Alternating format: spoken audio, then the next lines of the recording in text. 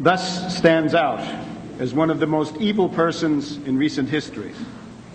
We must now explain whence this evil comes and how it is possible that such a person could enjoy a public reputation as a scientist. The reasons for this have to do with a cancer growing on world history, the cancer of oligarchism. Between the year 1200 AD and about 1600 AD, the world center of gravity for the forces of oligarchism was the oligarchy of Venice. Towards the end of that time, the Venetian oligarchy decided, for various reasons, to transfer its families, fortunes, and characteristic outlook to a new base of operations, which turned out to be the British Isles. The old program of a worldwide Roman Empire with its capital in Venice was replaced by the new program of a worldwide Roman Empire with its capital in London, what eventually came to be known as the British Empire. This was the metastasis of the cancer, the shift of the Venetian party from the Adriatic to the banks of the Thames.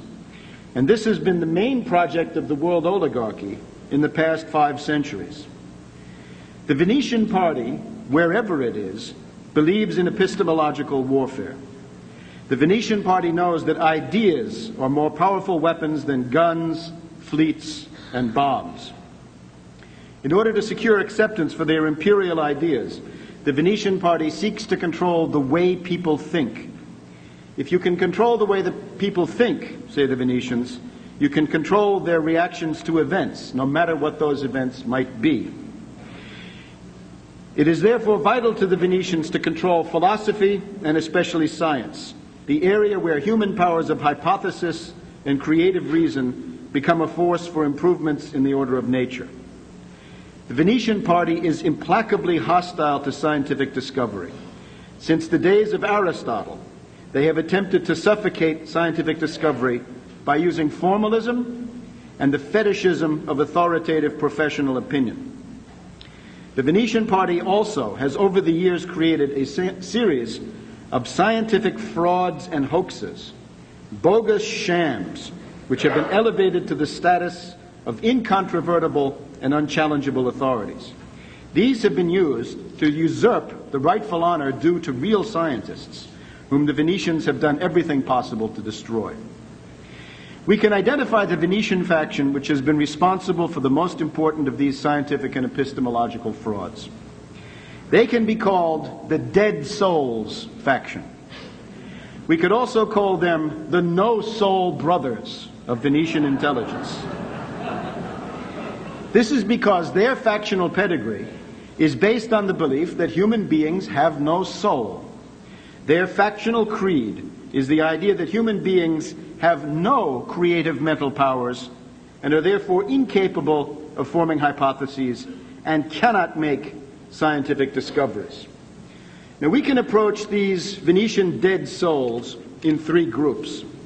There is first the group around Pietro Pomponazzi, Gasparo Contarini, and Francesco Giorgi, the first group you see who were active in the first part of the 1500s.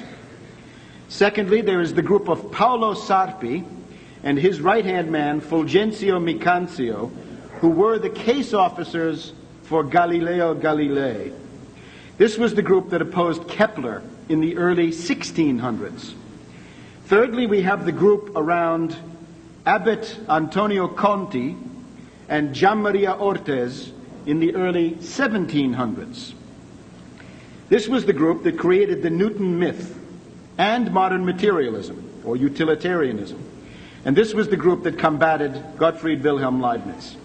These 3 groups of Venetian game masters are responsible for a great deal of the obscurantism and garbage that weighs like a nightmare on the brain of humanity today. They are the founders of modern atheism, modern materialism, and are considered by communists to be the predecessors of dialectical materialism. Now, the leading figure in the first group in the early 1500s was Gasparo Contarini. In other locations, we have told the story of how Contarini, for reasons of Venetian raison d'etat, set into motion the Protestant Reformation, including Martin Luther, King Henry VIII of England, Calvin of Geneva, and the Italian crypto-Protestants known as gli spirituali. At the same time, Contarini was a cardinal of the Roman Catholic Church who masterminded the early phases of the Catholic Counter-Reformation.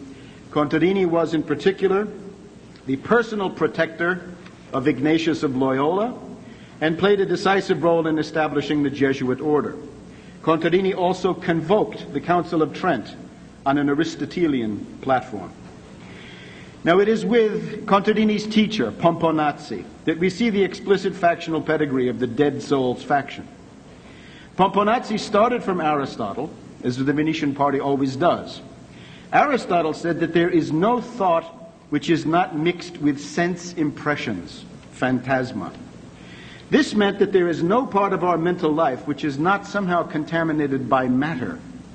For Pomponazzi, this proved that the soul does not exist, since it has no immaterial substance. Contarini warned Pomponazzi not to take this matter any further, but he also remarked that the only time the existence of the soul is really certain is when the person is already dead. For Contarini, as a practical matter, there is no empirical human soul that you can be aware of while you're still alive. Now, Francesco Zorzi was the envoy of this group to Henry VIII, to whom he became the resident sex advisor. Zorzi illustrates the typical profile of a Venetian intelligence operative in the early 1500s. He was a Franciscan friar, but his main occupation was black magic of the Rosicrucian variety. He was a conjurer, a necromancer, an apparitionist.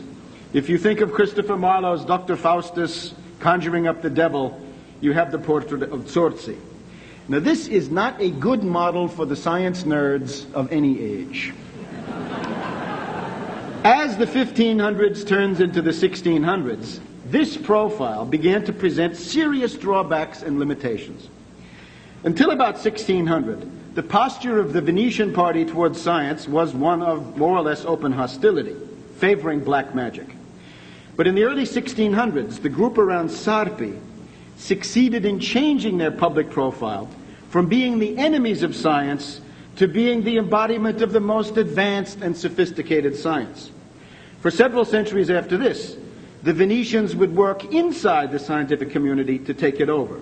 They would claim to represent the highest expression of scientific values. In this way, they could institutionalize the dead hand of formalism, the fetishism of authority, and irrationalism, so as to stifle the process of discovery. The chief of Venetian intelligence in this period, who made this possible, was Paolo Sarpi. Sarpi and his friend Fulgencio Micanzio were Servite monks. Sarpi was part of an important Venetian salon of the day, the Ridotto Morosini, which met for discussions in the palace of the Morosini family on the Grand Canal. The Morosini were the direct ideological heirs of Contarini. The Morosini salon centered on a discussion of science, and it became a nucleus for the youthful faction of the Venetian oligarchy, the so-called Giovani, who became powerful especially after 1582. The Giovani favored a policy of cooperation with Holland, England, and France in conflicts against the Austrian and Spanish Habsburgs and against the papacy. There was another faction called I Vecchi, the Oldies, which serviced the Venetian network on the Spanish and papal side, and these, of course, were quite extensive. Now, we have told in other locations how Sarpi organized and unleashed the 30 Years' War in Central Europe, using agents like Max von Thurn und Taxis, Christian von Anhalt, Christoph von Dohna, the Elector Palatine Frederick, the so-called Winter King. In this sense, Paolo Sarpi personally exterminated about 1/3 of the entire population of Europe and about 1/2 of the population of Germany and surrounding areas. Sarpi also caused the assassination of King Henry IV of France when Henry opposed Sarpi's designs and exposed him as an atheist. Paolo Sarpi, as we can see, is a worthy predecessor for Bertrand Russell. Now, Sarpi in his own time was most proud of his reputation as a mathematician. One contemporary wrote of him, "I can say about him without any exaggeration whatsoever that no one in Europe excels him in his knowledge of the mathematical sciences." Who thought that? That is the view of Sarpi held by Galileo Galilei. Sarpi had companions in the Ridotto Morosini during the 1590s. There was the influential mystic Giordano Bruno. Starting in 1592, there was also a professor of mathematics who taught at the nearby University of Padova between 1592 and 1610. This was Galileo Galilei, originally a Florentine. Galileo was a paid agent of Sarpi and of Sarpi's right-hand man, Micanzio. There is a correspondence on scientific subjects between Sarpi and Galileo. It centers on magnetism, because this was Sarpi's favorite science, because he thought it looked most occult. Galileo proposed some of his first ideas on falling bodies to Sarpi, who enthused that Galileo had been born to solve the question of motion. Now, Galileo's fame was procured when he used a small telescope to observe the moons of Jupiter, the rings of Saturn, the phases of Venus, and so forth. Galileo reported these sightings in his essay, The Starry Messenger, which instantly made him the premier scientist in Europe, and thus a very important agent of influence for the Venetian party. Now, the entire telescope operation had been devised and carried out by Paolo Sarpi. The first telescope had been built by Leonardo da Vinci about 100 years before Galileo. Susan Welsh has called attention to the research of Domenico Argentieri on Leonardo's optical manuscripts. And these demonstrate that Leonardo had a telescope with a convex lens at one end and a concave lens at the other end. Its magnifying power was rather weak, but it was a telescope. There are then reports of telescopes being made in Italy in the late 1500s, and by 1608 there were many telescopes turning up in Holland. Galileo says that he was encouraged by reports of these telescopes to build his own telescope in 1609, says Galileo. Sarpi's version of these events is more revealing. He wrote in March of 1610 that a telescope had been found in Holland 2 years before, therefore in the spring of 1608. Sarpi wrote, "Once this was found, our mathematician here in Padua and some of our other people who are not ignorant of these arts began to use the telescope on celestial bodies, adjusting it and refining it for that purpose." Notice, Galileo and some of our other people. It would also appear that the observations were made not from Padua, but from Paolo Sarpi's Servite monastery in Venice. Sarpi wrote about Galileo as our mathematician, saying that he had frequently discussed these questions with Galileo and didn't need to read what Galileo wrote about them later. In 1611, there was a Polish visitor to Venice by the name of Rey, who wrote that Galileo had not been the inventor of the telescope, but that the advisor, author, and director of the telescope project had been Father Paolo Sarpi, who is considered the greatest mathematician here. Now, in 1597, Johannes Kepler had sent a copy of his new book, Mysterium Cosmographicum, to Galileo. This was the work in which Kepler proposed the Platonic solids as a basis for the understanding of the harmonic ordering of the planetary orbits around the sun. Galileo thereupon sent a letter to Kepler claiming that he too was a follower of the Copernican or heliocentric view, but that he had not dared to come forward with this view because of fear, and he preferred to sit on the whole business because of the climate of opinion. Kepler had written back urging Galileo to be confident and go forward with the struggle for truth. He offered to find publishers in Germany if the Italian climate were too oppressive. Galileo did not do this, and he refused to comment in detail on Kepler's book. According to Kepler's biographer Caspar, in the following years, Galileo plagiarized Kepler by using material from Kepler in his lectures without giving Kepler any credit. Now, Kepler and Galileo were in frequent contact for over 30 years. Kepler commented with benevolent interest but with subtle polemics about Galileo's published work. Galileo never systematically commented on Kepler's laws. In 1609, Kepler published his Astronomia Nova, expounding the first and second laws of planetary motion, that the planets move in ellipses of which the sun is one focus, and that the planets sweep out equal areas in equal times between themselves and the sun as they revolve. In Galileo's dialogues on the two great world systems, published in 1633, therefore much later, Kepler is hardly mentioned, while the discussion centers on Copernicus, with his perfect circle orbits of the planets around the sun, which of course had no hope of accounting for the observed position of the planets. And at the end of this dialogue, one of Galileo's characters says that he's surprised that Kepler is so puerile as to attribute the ideas of the tides, to the attractions of the moon. Now, during the first years of the pontificate of Pope Urban VIII Barberini, Galileo was the semi-official scientist for the Pope. But in 1631 there was a political change when the Swedish Protestant army of Gustavus Adolphus fought its way through Germany, reached the Alps, and seemed ready to sweep down on Rome. Urban VIII turned abruptly from a pro-French policy to a pro-Spanish policy. The Spanish ascendancy is the backdrop for the trial of Galileo, carried out by the Dominicans with Jesuit support.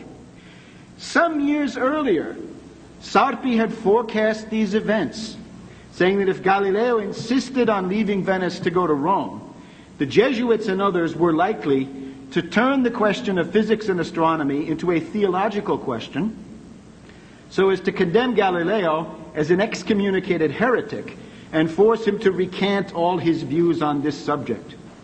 Sarpi in 1616 seemed to have a pretty good idea of what was going to happen 15 years later, well after his own death. And of course, for Galileo, this trial was one of the greatest public relations successes of all time. This was Sarpi's plan. Now, Sarpi's philosophical and scientific writings were not published until after World War II. These are the Pensieri, or thoughts, and the Arte di ben pensare, the art of thinking well.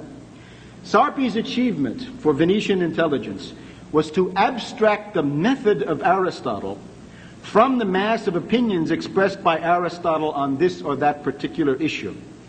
In this way, sense certainty could be kept as the basis of scientific experiments, and Aristotle's embarrassing, outdated views on certain natural phenomena could be jettisoned. This allowed the Venetians to preserve the essential Aristotle, even as they attacked the Aristotelian or peripatetic school, say, the Jesuits of the Collegio Romano in Rome, where the education was to read Aristotle and comment on it. These writings by Sarpi have not been translated, but if you want to become familiar with them, you can read Sir Francis Bacon. The Bacon-Hobbes ménage was in close touch with Sarpi and Micancio. Another way to read about Sarpi is to read Locke. The problem is that Locke takes about 1,000 pages to write what Sarpi put down in about 30. Okay. In this art of thinking well, Sarpi starts, of course, from sense perception and sense certainty. He says that the impression made on our sensory apparatus by outside objects has got to be distinguished from those outside objects. And he points especially to tastes, odors, sounds, which he thinks are a matter of our nervous system, not existing in outside reality. There's a different category of ideas of quantity, size, and time. These are thought to be objective. In the same manuscript, Sarpi lists the immortality of the soul as one on a list of wrong ideas. Sarpi repeats the argument of Pomponazzi, that since there is no knowledge without sensations, the soul dies with the body. So again we have the trademark of the Venetian dead souls faction. Now, Galileo's epistemology comes straight from Sarpi. We can see this best in Galileo's 1623 essay, Il Saggiatore, the assayer, as it's translated. For Galileo, colors, tastes, sounds, and smells are mere words. They exist only for our bodies. And here Galileo makes the famous comparison of these to tickling. If you brush a feather over the soles of the feet or the armpits of a marble statue, you will not produce a tickle. But if you do this to a human being, you will cause that tickling sensation. So Galileo says that is what these sense impressions do to us. They create something that's not out there, but it's in us, the tickle. Hoochie. So Galileo says, it's time to get rid of ears, tongues, and noses, odors, shapes, and sounds, and go for shapes, numbers, and motions. Objective, mathematical. And from this he proceeds quickly to a very reductionist theory of atoms, in which he explains that heat is the effect of fiery minims, or igneous atoms. The important thing is that Galileo's epistemology is identical with that of Sarpi. It is taken from Sarpi. And this is what Galileo means when he says, put aside Aristotle and read the truth in the book of nature, where it's written in mathematical characters. Now, Sarpi died in 1623. At that point, Galileo's case officer became the Servite monk Fulgencio Micancio. After Galileo had been condemned by the Inquisition, Micancio reminded Galileo of the assignment that he had received from Sarpi 20 years earlier, to write a treatise on motion. And, by the way, added Micancio, I have 258 pounds here for you. You can see this in the letters. Later, Micancio would procure Galileo a state pension of 60 scudi per year from the coffers of the most serene Venetian Republic, who don't give away money very easily. Galileo responded to Micancio's orders with the 1638 Discourses on two new sciences, mechanics and motion. Now, how could Galileo be published? He'd been condemned by the Inquisition. He could not be published anywhere where the papal authority was strong. So Micancio arranged for Galileo's books to be printed by the Dutch Elsevier Press in Leiden, Holland. In 1634, Micancio wrote to Galileo that he had been talking to an expert in science and philosophy. These were called virtuosi, virtuosos in the parlance of the day. And the virtuoso had said, well, Galileo has a lot of ability, but everything that he writes about is not new. It's already in Kepler.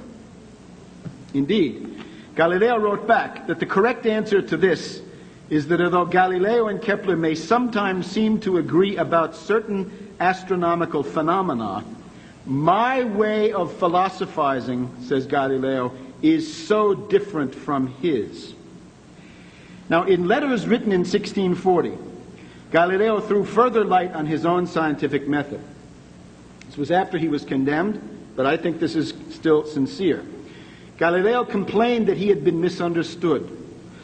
Against all the reason in the world, I am accused of impugning peripatetic doctrine, Aristotelian philosophy, whereas I profess and am certain of observing more religiously the peripatetic, or to put it better, Aristotelian teachings than many others. Galileo then asserted that he had tried to study phenomena that in all natural effects assure me of their existence, their ansit. Do they exist? Are they there? Whereas I gain nothing from knowing how, quo modo.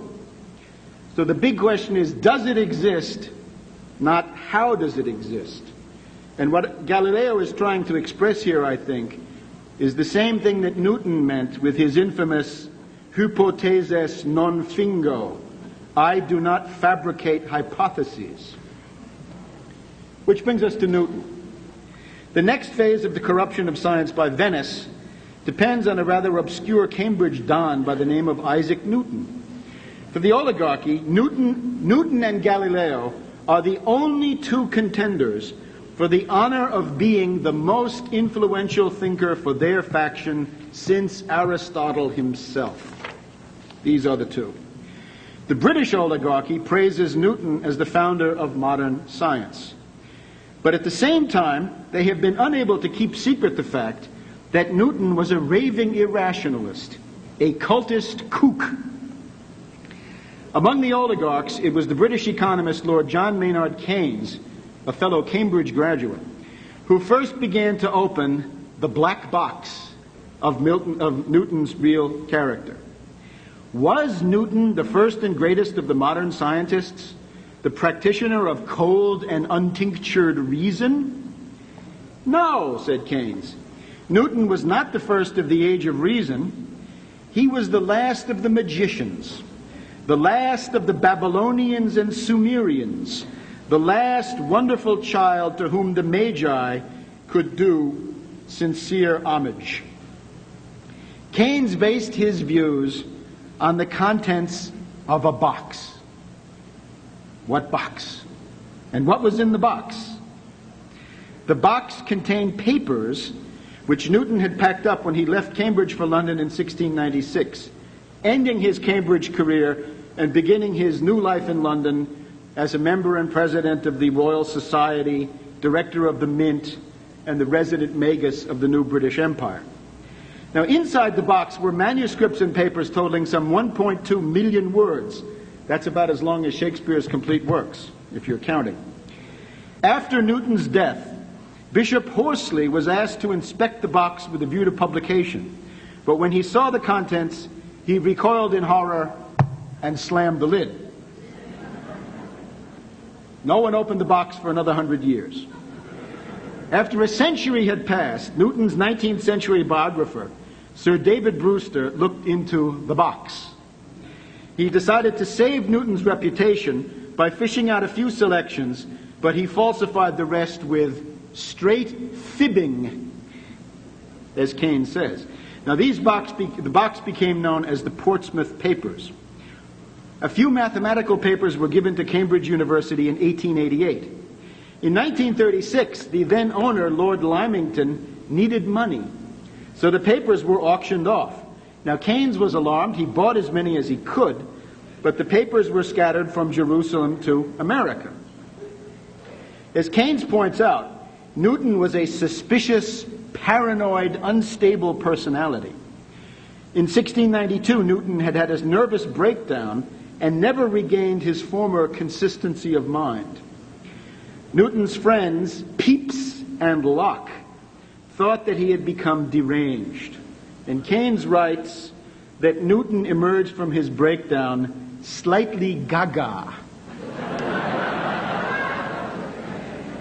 And of course, as Keynes stresses, Newton was wholly aloof from women. Although he had some close young male friends, Newton once angrily attacked John Locke, accusing him of trying to embroil him with women. But nevertheless, in the last decades, the lid of the box has been partially, and I think grudgingly, opened by the Anglophile scholars who were the keepers of the Newton myth. Now, what can we see inside the box? First, Newton was a supporter of the Arian heresy. He denied and attacked the Holy Trinity. Therefore, he denied the filioque, the concept of imago viva Dei. Keynes thought that Newton was a Judaic monotheist of the school of Maimonides, which I guess suggests that he was a Kabbalist. For Newton, to worship Christ as God was idolatry and a mortal sin. Now, even in the Church of England, you had to keep these views secret or face ostracism. Now, Newton's real interest was not mathematics or astronomy, neither one. It was alchemy. His laboratory at Trinity College, Cambridge, was fitted out for alchemy. Here his friends said, the fires never went out during 6 weeks of the spring and 6 weeks of the autumn. Now, what is alchemy? The kind of symbolism you see here. What kind of research was Newton doing? His sources were books like Theatrum Chemicum Britannicum of Elias Ashmole, the Rosicrucian leader of British speculative Freemasonry. Newton owned all 6 heavy quarto volumes of Ashmole. Now, the goal of the alchemists was the quest for the mythical philosopher's stone, which would permit the alchemist to transmute lead and other base metals into gold. The alchemists also hoped that the philosopher's stone would give them other magical powers, such as rejuvenation and eternal youth. That is Newton's picture of the philosopher's stone as he imagined it. Now, alchemy also involved the relations between the astrological influences of the planets and the behavior of the chemicals. One book that dealt with this was called The Metamorphosis of the Planets. Since the planet Jupiter had precedence among the planets, it also occupied a privileged position among the reagents of alchemy. Newton expressed this idea with a picture which he personally drew of Jupiter enthroned on the obverse of the title page of this book. Now, what were Newton's findings? Let's let him speak for himself. And I quote,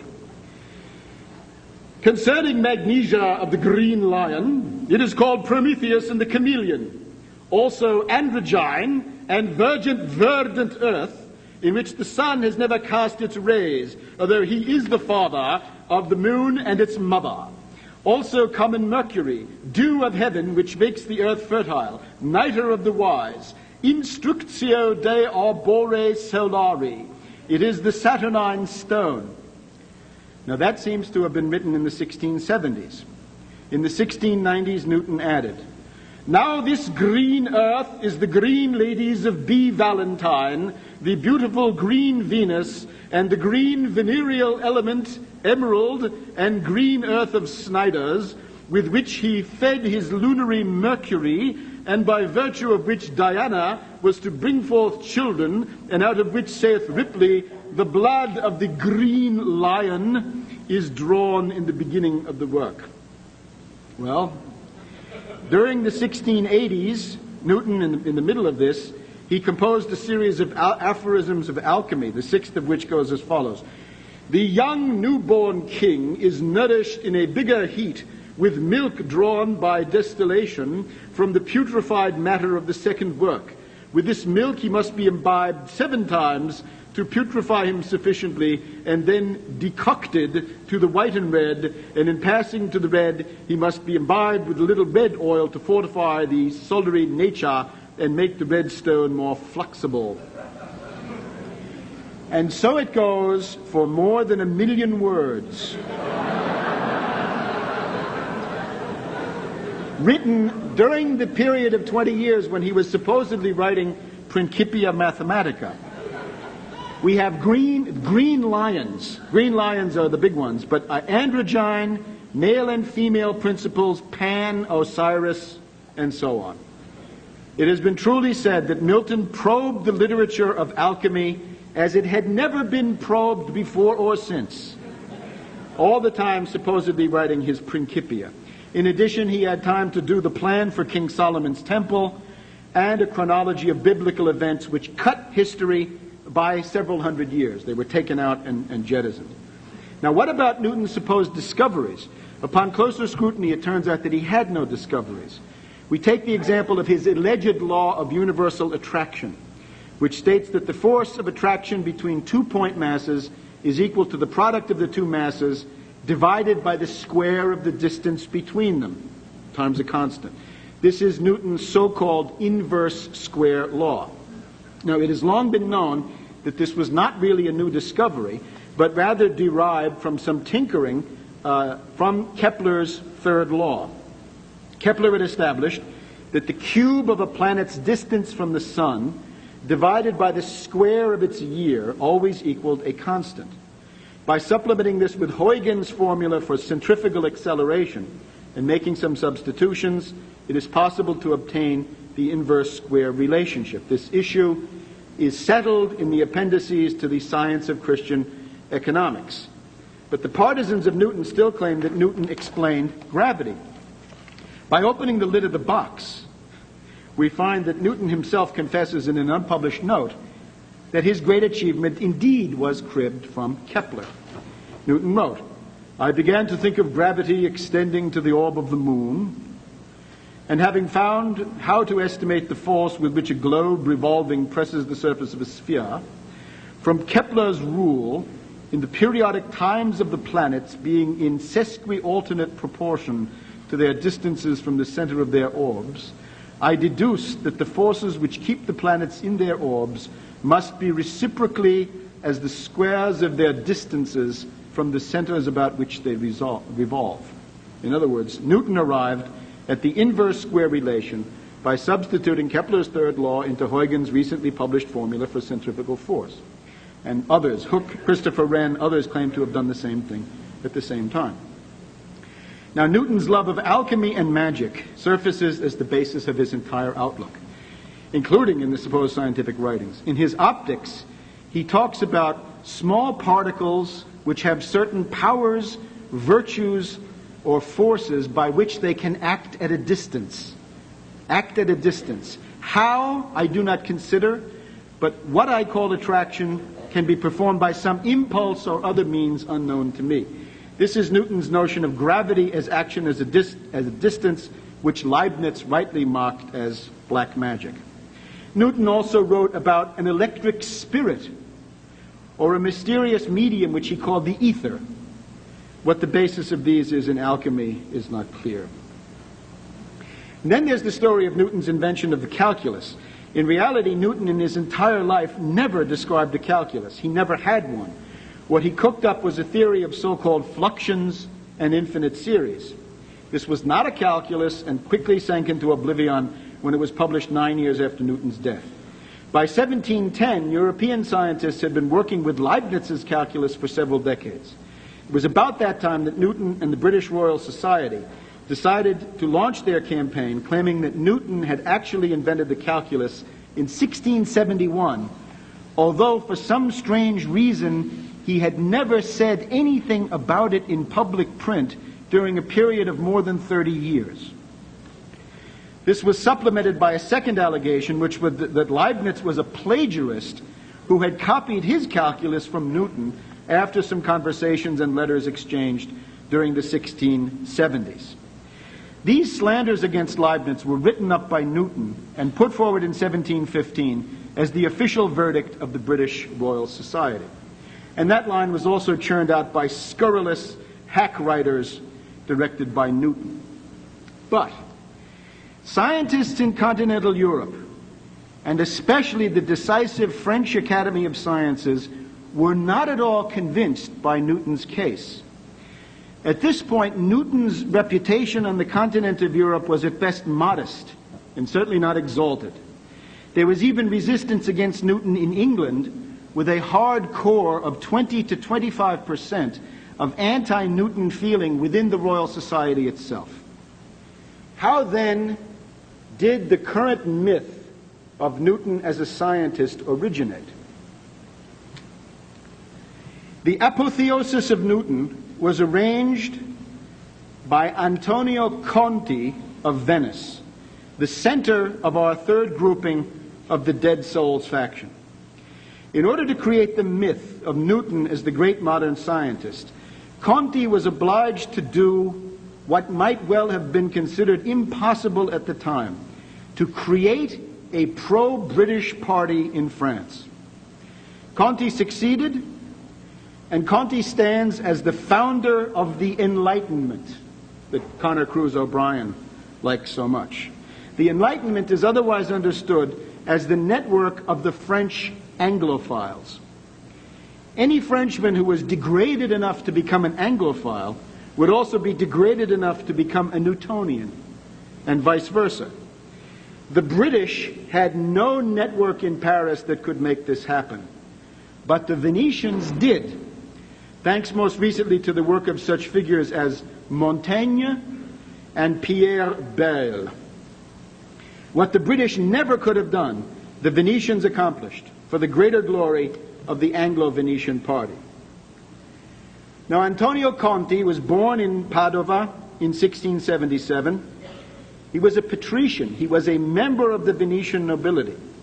He was also a defrocked priest who had joined the Oratorian order, but then left it to pursue literary and scientific interests, including Galileo and Descartes. Now, Conti was an abbé. He had minor religious orders, but of course, that didn't mean a whole lot because Casanova was also an abbé. In 1713, Conti arrived in Paris. This was at the time of the Peace of Utrecht, the end of the very long and bitter War of the Spanish Succession, in which the British, the Dutch, and their allies had invaded and defeated and weakened the France of Colbert and Louis XIV.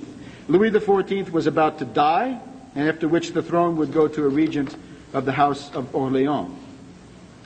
Now in Paris, Conti built up a network centering on the philosopher Malebranche. He also worked with a man called Fontenelle, who was the permanent secretary of the French Academy of Sciences. That was still the premier research center in Europe. Now Conti saw immediately that Fontenelle was a follower of Giordano Bruno, of Ridotto Morosini. So they worked together. Conti became a celebrity in Paris, but he soon announced that he was growing tired of Descartes, the then dominant figure on the French intellectual scene.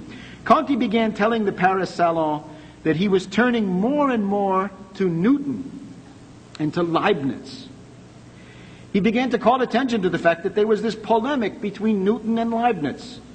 What a shame that these two eminent scientists were fighting each other. Perhaps the two outlooks could be reconciled. This would require a tactful mediator, an experienced man of the world. Since the English and the German scientists were at war, who better than an Italian, a Venetian, to come forward as the mediator? Perhaps such a subtle Venetian could also find a way to settle this nasty dispute about the calculus and propose a compromise platform for physics. Now, a solar eclipse was in the offing, and Conti organized a group of French astronomers to go to London and observe it. Probably the London fog would help to see the eclipse. With Conti's help, these Frenchmen would be made into members of the Royal Society, and when they got back to France, they would become the first French Anglophiles of the 18th century French Enlightenment. Now, before he left for London, Conti, with classical Venetian duplicity, wrote a very friendly letter to Leibniz, introducing himself as a supporter of Leibniz's philosophy. Conti claimed that he was going to London to support Leibniz, and he would defend the Leibniz cause in London just as he had done in Paris. Now, by 1715, of course, Leibniz's political perspectives were very grim, since his patroness, Sophie of Hanover, had died in May of the previous year. Leibniz was not going to become Prime Minister of England because the new British king was Georg Ludwig of Hanover, King George I. When Conti got to London, he began to act as a diabolical agent provocateur. He turned on his magnetism, and he charmed Newton. Newton was impressed by his guest and began to let his hair down. Conti told Newton that he had been trained as a Cartesian. I was myself, when young, a Cartesian, said the sage wistfully, and then added that Cartesian philosophy was nothing but a tissue of hypothesis. And of course Newton didn't like hypothesis. Newton confessed that when he read his first science book, it was an astronomy book, but he couldn't understand it. He read a trigonometry book, couldn't understand that, picked up Descartes and understood it very well. Now, with the ground thus prepared, Conti was soon a regular dinner guest at Newton's house, apparently 3 times a week on average. Conti also had extensive contacts with Edmund Halley and with Newton's local parish priest, an anti-Trinitarian called Samuel Clarke, and with other self-styled scientists. Conti also became friendly with Princess Caroline, the Princess of Wales, who had been an ally of Leibniz. Conti became very popular at the British court, and by November 1715 he was inducted by Newton as a member of the Royal Society. Now Conti saw that Newton, as a kook, represented the ideal cult figure for a new obscurantist concoction of deductive, inductive, pseudo-mathematical formalism masquerading as science. Thanks to the Venetians, Italy had Galileo, France had Descartes. Now, Conti might have considered concocting a pseudo-scientific ideology for the British based openly on Descartes, but that clearly would not do, since Venice desired to use England above all as a tool to tear down France with endless wars. Venice needed an English Galileo, and Conti provided the intrigue and the public relations necessary to produce one, in a way not so different from Paolo Sarpi 1 century before. Conti received a letter from Leibniz repeating that Newton had never mastered the calculus and attacking Newton for his occult notion of gravitation, his insistence on atoms and the void, and his inductive method. Whenever Conti got a letter from Leibniz, he would show it to Newton to stoke the fires of Newton's obsessive rage to destroy Leibniz. During this same time, Newton's friend Samuel Clarke began an exchange of letters with Leibniz about these and related issues. Now, Voltaire later said about Clarke that he would have been an ideal Archbishop of Canterbury if only he had been a Christian. Leibniz lamented accurately that natural religion itself was decaying in England, where many believe that human souls are material and others view God as a corporeal being. Newton had said that space is an organ which God uses to perceive things. Newton and his followers also had a very odd opinion concerning the work of God. According to their doctrine, God has to wind his watch from time to time, because otherwise the universe would cease to move, and he had not had sufficient foresight to make a perpetual motion universe. All of this gave rise to the Leibniz-Clarke correspondence, and the prime mover behind this was Conti. Now, by now, Conti, as a Venetian chameleon, was a total partisan of Newton's line of atoms and the void. In other words, Newtonian absolute space. If there were no void, wrote Conti, all bodies would be equally heavy and the comets could not pass through heavenly spaces. Monsieur Leibniz has written his speech to Princess Caroline, but he presents the world not as it is, but as it could be. Now, Newton tried to get the ambassadors of the London Diplomatic Corps to review his old manuscripts and letters. He hoped that they would endorse his findings and the Royal Society's findings that Leibniz had plagiarized his calculus. Leibniz had pointed out that the Royal Society had stacked the evidence. Conti used this matter to turn King George I more and more against Leibniz. Conti organized the Baron von Kielmansegge, the Hanoverian minister and husband of King George I's mistress, to issue the opinion that this review of documents would not be enough. The only way to decide the Leibniz-Newton controversy was through a direct exchange of letters between Leibniz and Newton. King George agreed with this. Conti encouraged Newton to make a full reply to Leibniz so that both of the letters could be shown to the king. And when the king heard Newton's version, he indicated that Newton's facts would be very difficult for Leibniz to answer. Conti tried to convince Newton that he should accept the 1715 verdict of the Royal Society, which had given complete credit for the calculus to Newton. In return, Conti generously conceded that Leibniz's calculus was easier to use and more widely accepted. By now, Leibniz was well aware that he was dealing with an enemy operative, but Leibniz died on the 4th of November, 1716, just a few days before Conti arrived in Hanover to meet him. Newton apparently received word of the death of his great antagonist through a letter from Conti. Now, thanks to Conti's intervention as agent provocateur, Newton had received immense publicity. He had become a kind of succès de scandale. The direct exchange mandated by George I had suggested to some that Leibniz and Newton were on the same plane. There was an equivalence. But now Conti's most important work was just beginning. Leibniz was still held in very high regard in all of continental Europe. And of course, here the influence of France was immense. Conti and the Venetians wished to destroy both France and Leibniz. In the Leibniz-Newton contest, Conti had observed that while the English sided with Newton and the Germans with Leibniz, the French, the Italians, the Dutch, and the other continentals would be the decisive swing factor. And they still had great sympathy for Leibniz. And of course, the attitude which prevailed in France, the greatest European power, and culturally the most important in the 18th century, would be decisive. Conti now sought to deliver France plus Italy into the Newtonian camp. Now, Conti had been in London between 1715 and 1718. His mission to France lasted from 1718 through 1726. The result will be called the French Enlightenment, l'âge des Lumières.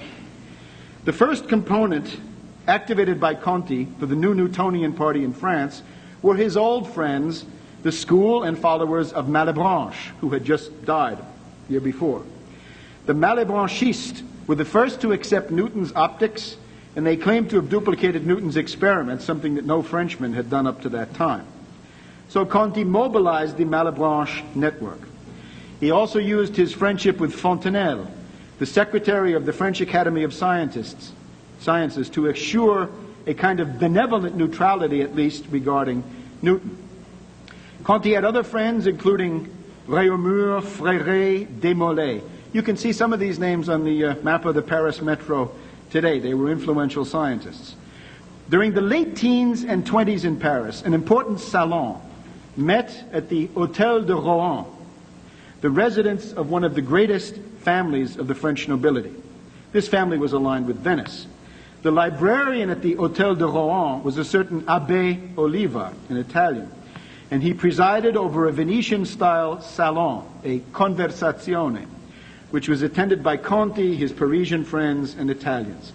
This was a circle of freethinkers, libertines, atheists, Satanists. In retrospect, the best known of the participants in this group was Charles-Louis de Secondat, Baron de la Brede et de Montesquieu, known as Montesquieu. Before Voltaire, before Rousseau, before the Encyclopedia, the first important figure of the French Enlightenment and the leading theoretician on political institutions was Montesquieu. Conti met Montesquieu at the Hôtel de Rohan and at another salon called Le Club de l'Entresol, very important. Later, when Conti had returned to Venice, Montesquieu came there to visit him and stayed in his house for a month. Montesquieu was an agent of Conti. Montesquieu's major work is The Spirit of the Laws, published in 1748. Now, this is a work of decidedly Venetian flavor. It talks about monarchies, republics, despotisms as the three forms of government. It talks about other political themes. Montesquieu took most of his ideas directly from Conti. Conti had written a profile on France called Historical and Political Discourse on the State of France between 1700 and 1730. In his treatise, Montesquieu points out that France has an independent judiciary, the so-called parliaments, which became the main focus for Anglo-Venetian destabilization going into the French Revolution. Montesquieu was the first important French writer to raise the theme of Anglophilia. He praised the allegedly constitutional monarchy of Britain as the ideal form of government. And with this, the pro-British bent of Conti's Enlightenment philosophe is established. The ground was being prepared for Newton. Now, one of Conti's other friends from the Hôtel de Rohan was a Jesuit called Tournemine, who was a high school teacher. And one of his high school teachers had been a young libertine by the name of François-Marie Arouet.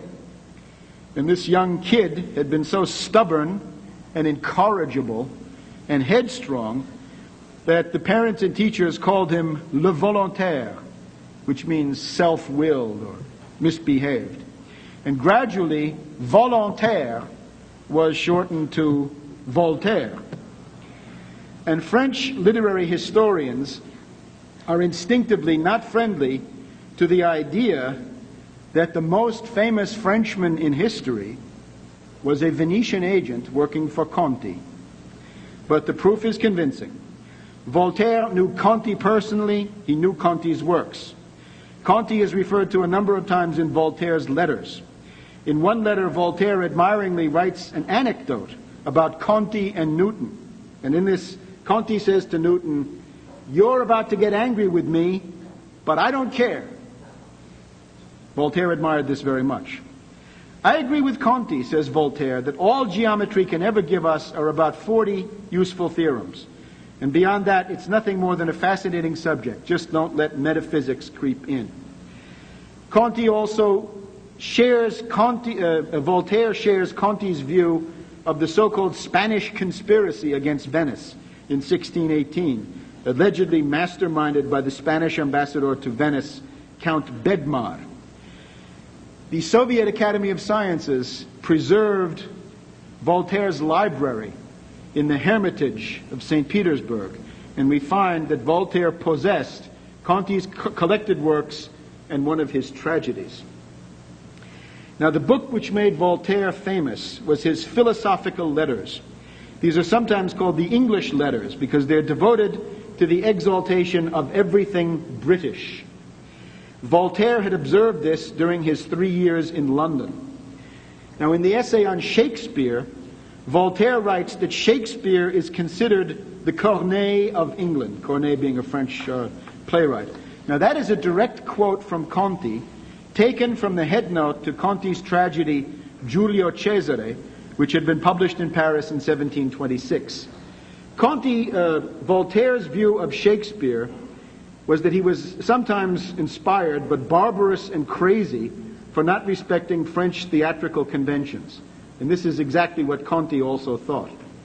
So we can thus associate Conti with Voltaire's first important breakthrough, the point where Anglophilia becomes Anglomania in France. Most important, Voltaire's philosophical letters center on the praise of Newton. There are chapters on Bacon, on Locke, but 4 chapters on Newton, and these are the guts of the work. For Voltaire, Newton was the first discoverer of the calculus and the dismantler of the Descartes system. Newton's sublime ideas and discoveries have given him the most universal reputation. Voltaire also translated Newton directly and published a book, The Elements of Newtonian Philosophy. Now, the philosophical letters were not popular, they were condemned, and Voltaire had to hide in the libertine underground for a while. He then began work on another book, The Century of Louis XIV. Now, the idea here was simple. Exalt Louis XIV in order to attack the current king, Louis XV, by comparison. And this is an idea which is coming out of Conti's manuscripts, that profile that I mentioned before. Louis XV, of course, was one of the main targets of these Anglo-Venetians.